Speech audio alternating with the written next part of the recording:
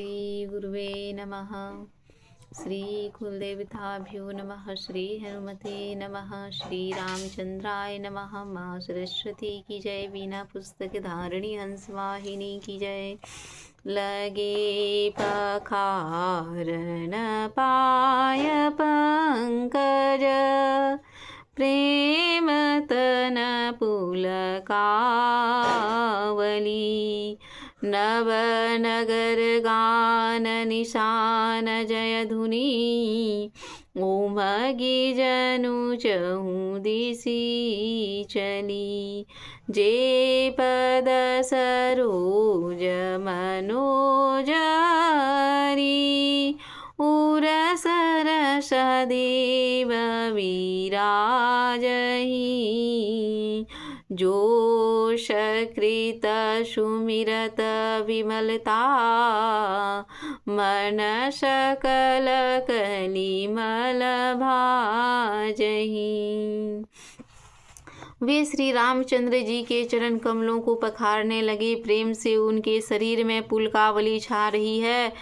आकाश में नगर में होने वाली गान नगाड़े और जय जयकार की ध्वनि मानो चारों दिशाओं में उमड़ चली। जो चरण कमल कामदेव के शत्रु श्री शिव जी के हृदय रूपी सरोवर में सदा ही विराजते हैं, जिनका एक बार भी स्मरण करने से मन में निर्मलता आ जाती है और कलयुग में सारे पाप भाग जाते हैं। जे परसी मुनि बनिता लही, गति रही जो पात कमई। मकरंदु जिनको शंभु सिर, सुचितावधि सुर बरणई।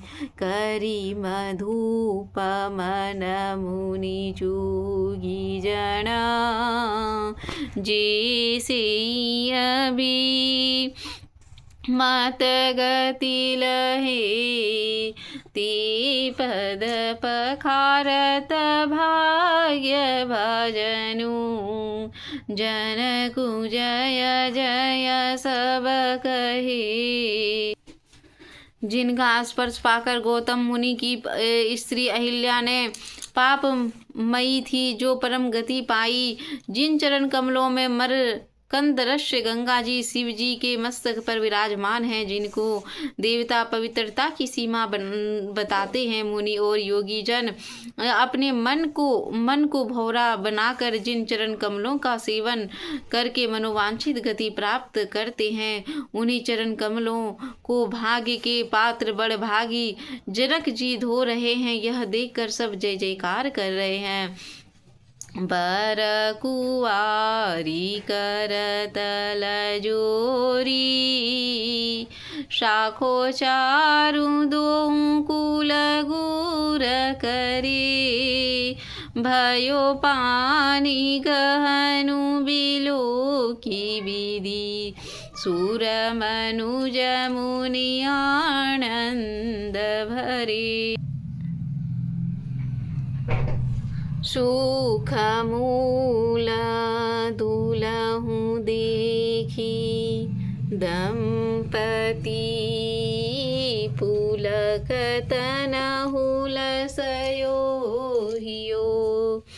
करि लोक वेद विधानु, कन्यादानु नृपभूषण कियो। दोनों कुल के गुरुवर और कन्या के हथेलियों को मिलाकर सुखोपचार करने लगे। पानी ग्रहण हुआ देखकर ब्रह्मादि देवता, मनुष्य और मुनि आनंद से भर गए। सुख के मूल दुल्हा को देखकर राजा रानी का शरीर पुलकित हो गया और हृदय आनंद से उमग उठा। राजाओं के अलंकार स्वरूप महाराज जानकी जी ने लोक और वेदों की रीति करके कन्यादान किया था। हिमवंत जिमि गिरिजा, महेश ही हरहि श्री सागर दई। तिमि जनक राम ही सिय समरपी विश्व कल कीर्ति नई क्यों करे विनय विदेहु कियो बिदहु मूर्ति सावरी करी होम विधिवत घाटी जोरी होन लगी भावरी। जैसे हिमवान ने शंकर जी को पार्वती जी ने सागर ने भगवान विष्णु को लक्ष्मी जी दी थी, वैसे ही जनक जी ने श्री रामचंद्र जी को सीता जी समर्पित की, जिससे विश्व में सुंदर नवीन कृति छा गई। विदेह जनक जी कैसे विनती करे उस सावली मूर्ति तो उन्हें सचमुच विदेह दे रूपी की शुद्ध बुद्ध से रहित ही कर दिया। विधि पूर्वक हवन करके गठ जोड़ी की गई और भावरे होने लगे। जय धुनि बंदी वेद धुनि मंगल गान निशान रामा सुनि हरसहि बरसहि विबुध सुरतरु सुमन सुजान रामा। जय ध्वनि वंदी ध्वनि वेद ध्वनि मंगला गान और नगाड़ों की ध्वनि सुनकर चतुर देवगण हर्षित हो रहे हैं और कल्प वृक्ष के फूलों की वर्षा कर रहे हैं। कुंवरु कुंवारी कल भावरी देही नयन लाभु सब सादर लेहि जाई न बरनि मनोहर जोरी जो उपमा कछु कहूँ सुतूरी। वर और कन्या सुंदर भावरे दे रहे हैं। सब लोग आनंद पूर्वक उन्हें देखकर नेत्रों का परम लाभ ले रहे हैं। मनोहर जोड़ी का वर्णन नहीं हो सकता। जो कुछ भी उपमा कहूँ वह थोड़ी होगी। राम सिय सुंदर प्रतिछाई जगमगात मणिखंभन माही मणहु मदन रति धरि बहुरूपा देखत राम बिहाऊ अनूपा। श्री राम जी और श्री सीता जी की सुंदर परछाई मणियों के खंभों से जगमगा रही है, मानो कामदेव और रति बहुत से रूप धारण करके श्री राम जी के अनुपम विवाह को देख रहे हैं। दरस ललसा सकुचना थोरी प्रगट दूरत बहोरी बहोरी भय मगन शब देख निहारी जनक समान अपान बिसारी। उन्हें कामदेव और रति के दर्शन की लालसा और संकोच दोनों ही कम नहीं है, अर्थात बहुत हैं। इसीलिए वे मानो बार बार प्रकट होते और छिपते हैं और सब देखने वाले आनंद मग्न हो रहे हैं। और जनक जी की भांति सभी अपनी शुद्ध भूल गए हैं। प्रमुदित मुनि हन भावरी फेरी नेग सहित सबरिति निवेरी राम शिया शिरसन से दूर देहि शोभा कहीं न जाति विधि के। मुनियों ने आदर पूर्वक भावरे फिराई और नेग सहित सब रीतियों को पूरा करके करके श्री रामचंद्र जी सीता जी के सिर में सिंदूर दे रहे हैं। यह शोभा किसी भी प्रकार भी कही नहीं जा सकती। अरुण पराग जलजु भरिणी के शशि भूषहि लोभमी के बहुरी वशिष्ठ दीनी अनुशासन बरु दुलहिनी बैठे आसन। मानो कमल की लाल पराग से अच्छी तरह भरकर अमृत की लोभ से सांप चंद्रमा को भूषित कर रहे हैं और श्री राम जी के हाथों में कमल की सिंदूर को पराग की श्री रामचंद्र जी के श्याम भुजा को सौंप कर श्री सीता जी के मुख को चंद्रमा की उपमा दी गई है। और वशिष्ठ जी ने आज्ञा दी कि जब दुल्हा और दुल्हन एक आसन पर बैठे बरासन रामु जानकी मुदित मन दशरथु भये तनु पुलक पुनि पुनि देखी अपने सुकृत पुरतरु फल नये भरी भुवन रहा ऊँचाऊँ राम विवाहु भास बही कहाँ के ही भांति बरनि शिरात रसना एक येहूँ मंगलु महा।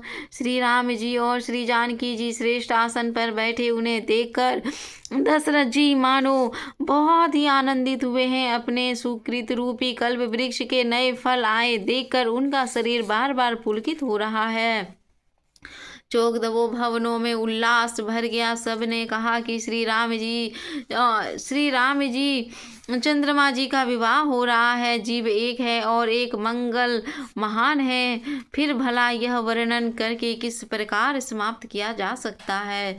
तब जनक पाई वशिष्ठ आय सुविवाज सावरी के मांडवी श्रुत कीर्ति उर्मिला कुवारी लही हाकारी के कुश केतु कन्या प्रथम जो गुणशील सुख शोभामयी सब रीति प्रीति समेत करी सो ब्याही नृप भरत हृदयी।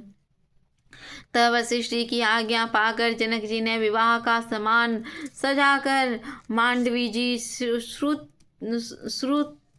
कृति जी का और उर्मिला जी का इन तीनों राजकुमारियों को बुला लिया और कुशध्वज जी बड़ी कन्या मांडवी जी को जो गुणशील सुख और शोभा का रूप ही था। राजा जनक ने प्रेम पूर्वक सब रीतियां करके भरत जी का विवाह कर दिया।